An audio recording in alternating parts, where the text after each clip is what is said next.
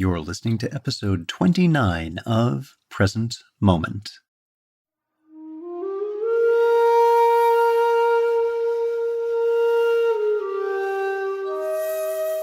Welcome to Present Moment, Mindfulness, Practice, and Science. I'm Ted Meissner. Present Moment is a podcast with interviews, conversations, and roundtable discussions. We speak with mindfulness researchers about their newest findings published in peer-reviewed science journals, teachers about their understanding and methods as they work with students of mindfulness, authors about their books and interests, and we also speak with everyday practitioners. The website presentmomentmindfulness.com has show notes for each episode along with resource materials. Vanessa Meade joins us to speak about Alaska Veterans Organization for Women, A Vow.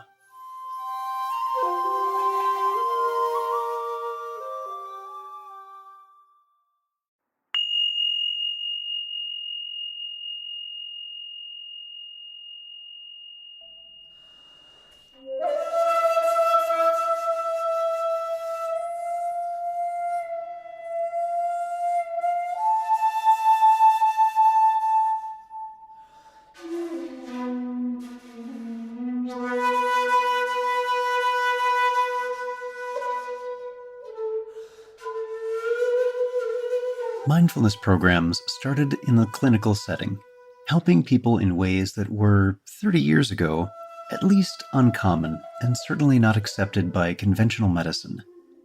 Times have changed. Studies have good indications of the positive impacts contemplative practices may have, and as a result, we're seeing programs find traction in other contexts. Some of the early indications are that mindfulness can be helpful for those suffering from trauma. And our military veterans, especially our women veterans, have more than their share of suffering to deal with.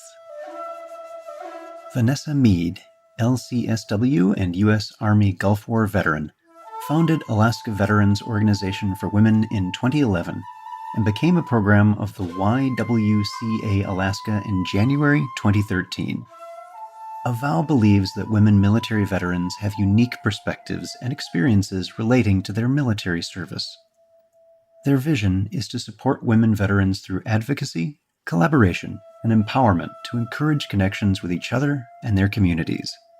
Through acknowledging and honoring Alaska women veterans' experiences and achievements, A Vow supports and affirms the contributions of all veterans. And our guest today is Vanessa Meade. Vanessa, welcome to Present Moment. I'm so happy to be here. Thank you, Ted. Very glad having this conversation. I know we ran into each other at the scientific conference that the Center for Mindfulness holds in Massachusetts. And since that time, I've wanted to talk to you more about your work, and we'll get to that. But I really wanted to start by asking you to give a little bit about your background with mindfulness and with the military. Okay. Well, I'm a U.S. Army veteran. I served in the first Gulf War. And for many, many years after that, I spent a total of 8 years in the military, about 4 years active and almost 4 years in the National Guard in Illinois. And because of some of those experiences I had had in the military, I didn't really, for quite a few years, really look at those experiences.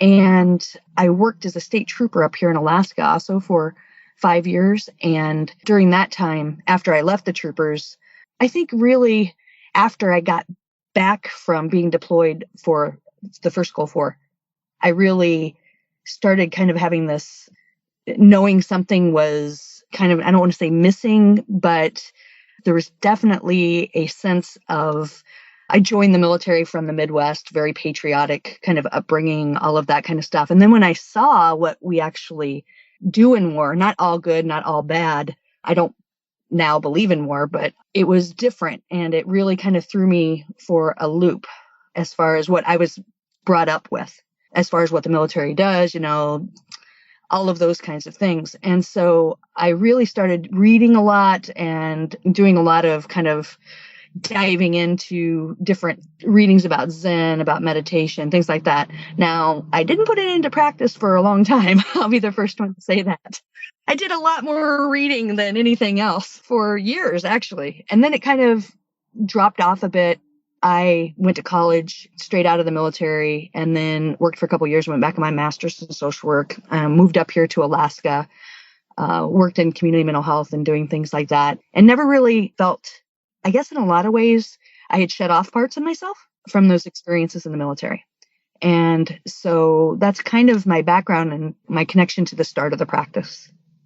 Yeah, and it's very common that as people have difficult experiences in their lives of varying types, of varying degrees, that one of the almost reflexive coping mechanisms we have is avoidance or suppression. And that happens a great deal, but it doesn't always work so well in the long run for people. Absolutely. Absolutely. And that's exactly what was going on. I was functioning, absolutely professional, all of those things. And I was really disconnected from myself in so many ways. And so this practice has really helped me in so many ways in reconnecting with living. At one time, I didn't even realize I was that cut off. Also, that's part of my work is being able to, share these practices with other veterans and other women veterans specifically, of being able to connect with experience and be able to deal with it instead of shoveling it underneath something else, burying it deep and really cutting off from ourselves that way. So Vanessa, you mentioned that you'd done a lot of reading before really engaging yourself with the practice. Was there something that initially got you interested in the books themselves? And then what was that transition? What got you going into actually practicing? I think the main concept that really drew me in as far as the reading and the things that I had read when I was younger was the idea of non-duality. I think that was the hook for me because it's not seeing things just as black and white or one way or the other, that it's a mix of all things. While that was threatening in a lot of ways as coming from the military, it was also, having seen and experienced the things I did in war, it was also made sense to me because it wasn't all good and it wasn't all bad. The whole concept was interesting. It was the first major conflict after Vietnam. And so there was all of those kinds of things. And, this idea that we're going to win this one. And there was all of this, I don't know how to really say it, but what I mean by it is that the idea of non-duality as far as there's good and bad in every situation. And this idea of also there's a different way to live, that it doesn't have to be with that power and that kind of paradigm, I guess is the best way to look at it. Yeah, and that's a very difficult transition to make from seeing things in very stark and clearly defined terms to seeing that there's more complexities in each moment. Exactly. What happened was after I had left the troopers, because, I joined the troopers after 9/11. There was no way I was going back in the military, but I still had this really strong sense of needing to serve during that time and didn't really know where to go or what to do with it. And I'd always kind of wondered what would have happened if I would have went into law enforcement instead of social work. And so it all just kind of presented itself as an opportunity to do that. And I wasn't practicing much at that time. I had been dabbling in meditation and doing different things. But after I left the troopers, I went to a retreat for civilians and veterans together, where the civilians kind of help witness and kind of hold the stories for veterans. And I met Lee Klinger Lesser there. And at that time, she ran a program. It's called Honoring the Path of the Warrior, and it's fiscally sponsored through the San Francisco Zen Center. And she wasn't there in that capacity. I mean, she was there as part of a participant in the retreat as well. And so we really connected, and there weren't many women veterans there. There was only myself and one other woman vet. And a lot of times women veterans issues, not out of intent, but out of just not knowing, people don't hold that in a way that it kind of needs to be held in the same way that men's services, the whole structure of sexism and all of that kind of stuff in the military with veterans programs and veterans things, a lot of times that's carried over into that as well. So we saw the need. She'd been working with other women veterans in California at the time to start doing a women-specific retreat for women vets to be able to, because there's a lot of distrust with women veterans. It's many layered as far as how it is different and also how it's the same as male veterans experiences. And that's where I really started practicing. I'd been going to a spiritual community here in Anchorage. I live in Anchorage, Alaska, and I'd been going to a spiritual community here and doing meditation practice and things like that, not in a Buddhist tradition, but in the tradition of that. And I really started doing, Lee teaches a practice called sensory awareness as well. And that's been very helpful for me as far as being able to sit in meditation. It's a movement based, there's some movement and it's also stillness, but it's a practice that really helped me bridge being able to feel safe enough in my body to be able to sit. So when we met there, it was kind of like, okay, well, we need to do this. And she already had the connection with honoring the path of the warrior. And so I was like, okay, well, what about something in Alaska? And she was kind of like, well, you got to do that, right? So I basically started Alaska Veterans Organization for Women to do a retreat and to do a mindfulness-based retreat, which is kind of funny now. That's the reason. So it was kind of a parallel process of me starting the practice and also wanting to really share what I felt and then also, my own experiences with the meditation I had had, but also the sensory awareness and then the different types of meditation that I've done since then. And, I've done some Zen meditations and Vipassana. And yeah, it's been quite a journey. So we've done 4 of the retreats, and then the Alaska Veterans Organization for Women, AVOW is the short name for it, has grown into a organization that does other things too. In addition to that, we provide we do monthly activities that are mindfulness-based activities, but we also have some other services, like we have a woman that comes in, it's a veterans program to help people sign up for VA services and also compensation and things around illness or injuries or anything related to military service. A lot of women don't feel comfortable going to the VA for those services because of their experiences in the military, of experiencing a sexual assault in the military and then it not being handled or not being taken care of. And so they don't trust that system. And so what we've set up is a way for women to be able to come to a women kind of centric environment, the YWCA. And so AVOW is now a program underneath the YWCA, and that happened last year here in Anchorage. So we have that. We have a one of a kind relationship with the Veterans Administration here, where we actually have a person who is a women outreach coordinator who's a VA employee, but who's at the YWCA, to be able to coordinate all of those VA services. That system is very complicated and it's difficult to, know unless you're actually working in that system. And so we have somebody that's there just to help link services. Because here in Alaska, we've got like 12,000 women veterans, and these numbers change because of people getting out all the time. But the most recent I've heard is around 12,000, and less than 4,000 of them are using VA services. So we have the highest per capita number of women vets in Alaska. So we've done 4 of the retreats and here in Alaska, and we're actually getting ready to do number 7 and 8 here and in California this year. Tell us a little bit more about just the retreat format, how long those are, and what you do during those. And you also mentioned that you'll be doing this in California as well. So I want you to talk a little bit about that too. Yeah, one here in Alaska we do. It's in August, and they're similar in the structure. We work together, Lee, and then the woman who helped her that they founded Honoring the Path of the Warrior in California, Chris Fortin. She's a Zen priest. So they formed that organization down there together, and both have a long-standing history with and practice with San Francisco Zen Center and Green Gulch Farm and Tassajara Zen Mountain Center. And so that's where the one in California is held, is at Tassajara. And I'm actually leaving this week to go down there and do that one. I leave on tomorrow night. So the structure is it's a 6-day residential retreat. And we weave mindfulness-based things throughout, from meditation practice to mindful eating. We have silence at meals for like the first 10 minutes for people to have silent meals. And we also have a big component of it is being able to tell and witness other people's stories that maybe because of the sexism and the things that happen in the military that we're not comfortable or we've never talked about. And also creating that environment for women to be able to connect with each other. Because a lot of times in the military, and not more so, well, I don't know. I still hear women getting out now that have the same issues, which is kind of disheartening than when I got out, over 20 years ago, that, you're kind of held to a different standard in the military. You're expected to kind of be one of the guys, all of those kinds of things. And so that has its own kind of ramifications as far as, and then, if you put in, sexual assault and people in the chain of command, and, that's been in the news in a huge way lately, about all the sexual assault that's gone on, historically in the military, and what's actually currently going on right now too. And so a lot of the women, not all, but a lot of the women have had that experience. And I've had my own experience of that as well. And so really having a place for women veterans to connect with each other and to work with, how that's affected our lives and how our military experiences has affected our lives in a way that maybe we haven't ever been able to explore before, because it's different being around male veterans.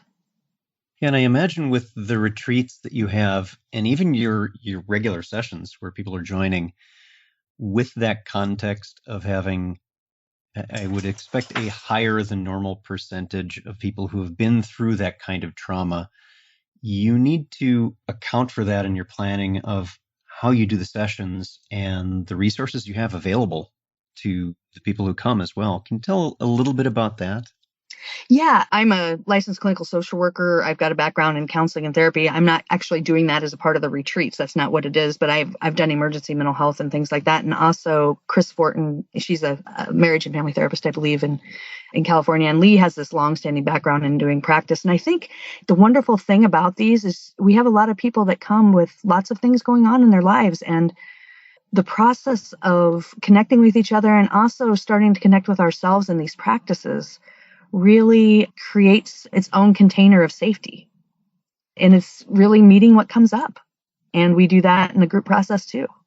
And that's where I think mindfulness practices and mindfulness-based things can be so helpful for people, because it's really not trying to get away from or stop things or keep whatever's happened from our minds, our psyche, whatever you want to call it.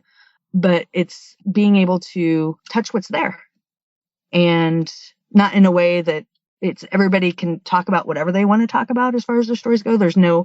Nobody has to, you don't have to talk, it's a really open process for people to be able to really explore their own connection with life. And Vanessa, I imagine in these explorations, you also get to see some transformations and some release occur. What are some of your favorite stories? What are some of the inspiring things that you've had happen as you do this program? I get inspired every time we do it. And I get inspired every time I meet with women vets. It's amazing. I would love to take photos of like before and after. Even in 6 days, there's just such a transformation that happens. And the ground of it is really connecting with ourselves again. And I think we all carry a lot of things, and being witnessed in that sort of way, and also learning practices that can really help us ground when those things are bubbling up and those things are happening. And it's vital. It's been the most helpful thing for me as far as dealing with things and being able to really be with what's there in a friendly sort of way, instead of, there's a lot of things, like I said, that we're trained into, and that's not just military people. I think everybody. I think the military also has a very specific way of training, and it's not exactly in the positive arena of how, things are all the time trained. And so we carry those things along with the things that have happened or the things we've experienced. We have, many more women who have been exposed to combat. It's kind of a fallacy that women haven't been in combat, and maybe not in combat roles or, like infantry, those kinds of positions. But women have always been in harm's way regarding the military. And one of the things that is also difficult for women veterans is a lot of people don't even consider women to be veterans, or we don't consider ourselves to be veterans based on what the model of what a veteran has been. And really kind of transforming, for me, it was really important. There's a lot of veterans organizations, and I'm not knocking it, but like, there's some veterans organizations that are kind of centered around bars and drinking and Your local that VFW. Yeah, exactly. VFWs, yeah, a good example of that. And so, how do we create a space that isn't in that kind of vein? The activities that we do and stuff, we have also, sometimes we do outdoor activities, honoring the Path of the Warrior down in California. They do rock climbing. They don't just work with female veterans. They also work with male veterans. My program is women specific, but they do rock climbing and river rafting and different things like that, because we like activities. We're, veterans are, physical training was a big part of our lives and still is sometimes, so activity and things like that, and combining that with ways of really using these practices throughout our lives. What are some of the challenges that you've run into just in starting and maintaining this program? I just really feel like the challenges have been minimal. I think financial is always, that's always a thing of being able to have the funding, because there's no cost for women veterans to come on these retreats. We fundraise for them. So that's one thing that's always there, that as far as not always a challenge, but we've had great support in the community to help us do this. In fact, the first retreat, after meeting Lee down there and, oh yeah, I've got to start this program.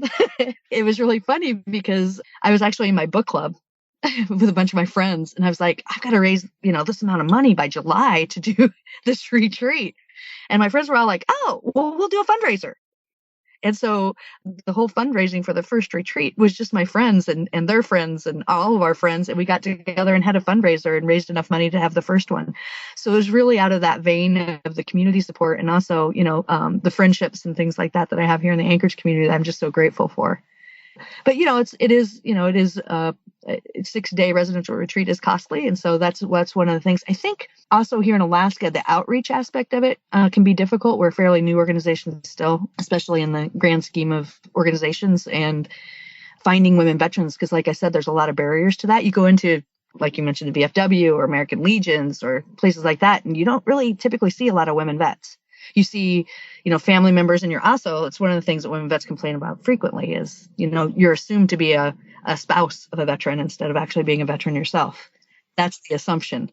So that piece of things, and also women's experiences, and a lot of women that either serve in the military or soon after they get out, veterans are, single parents, and they're, the only ones taking care of the kids, or, that kind of thing. And so they're busy trying to survive, basically, feed their kids, have a job, do all the things that we need to do to take care of the kids. And so I think that's some of the challenges too, is really, and Alaska is a pretty rural place. And so not in Anchorage here itself, but, the rest of the state is very rural, having lived out in the bush and every other areas too. So, just really getting the name out and letting people know that we exist and that we're here to support women veterans. So. Wonderful. Thank you for that description of what it is you do, and thank you for the work that you're doing. Our guest today is Vanessa Meade, and this is the Alaska Veterans Organization for Women. There will be a link to their main site on Facebook for the episode page for this episode. Be sure to check that out. Vanessa, thanks for being here. Thank you so much, Ted. I really appreciate it. It was so wonderful to meet you and to see you again here via Skype a little bit ago.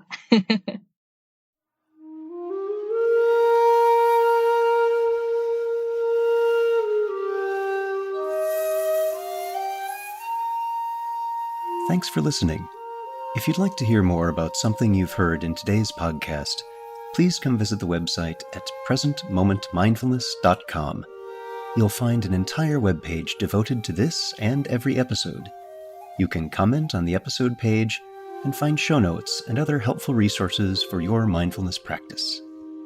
The shakuhachi music heard on Present Moment is used by permission and through the generosity of musician Rodrigo Rodriguez. His website is linked on the Present Moment website on the About Podcast Music page. Sound editing, mixing, and mastering provided by the generosity of Anthony Dominello of StructureFromSound.com. Until next time, remember, every moment you have a choice. Make it the best you can. See you next time on Present Moment.